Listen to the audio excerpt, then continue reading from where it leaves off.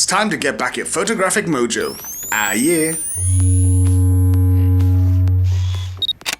I thought I'd do this little video because it's a topic that I think a lot of photographers are affected by, and that is losing your photographic mojo. For one reason or another, things just aren't going the way we want them to go photographically. You know, we may look back at a time when we thought our work was great, but now all of a sudden, things aren't as good as they used to be. Or we start to feel a little bit down and depressed about our work and think, oh man, I wish I can get back to how it was. I'm just not feeling it anymore. We may be ill, may have had an accident, we may be housebound for a while, we may not have picked up a camera for months, or we've shared our photos online. We're just not getting as many likes as we used to. People just aren't interacting with the shots like they used to. Or even worse, somebody said something negative about our shots. You see, us photographers, we're sensitive souls, aren't we? In a lot of cases, we want people to like our work. We don't just shoot for ourselves. So when somebody says something like, oh, that shot's terrible, or why didn't you do it like that, or I would have done it that way, or you could have done it so much better than that. Comments like that can often get to us. And so we become full of doubts and thinking, do you know what, I'm just gonna pack it in. And so we lose our photographic mojo.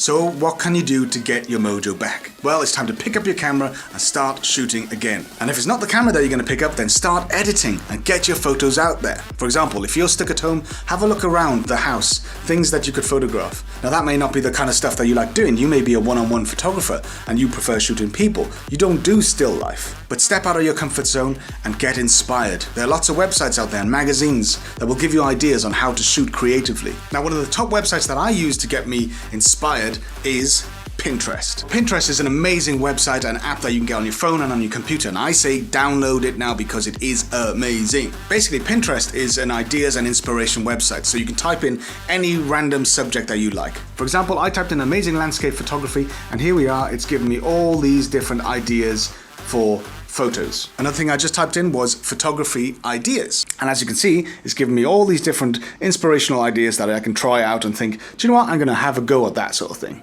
And what you find is that because you're shooting again, your creative mojo, your photographic mojo will slowly come back. And hopefully, given time, your love for photography will also be resurrected. So instead of sitting there and feeling down and listening to the haters and letting all this sort of stuff get to you, pick up your camera and shoot. It doesn't matter what it is. So those are my brief thoughts on getting back your photographic mojo. And if you enjoyed this video, then please like, comment, share, and subscribe. And most of all, keep on shooting. Happy days.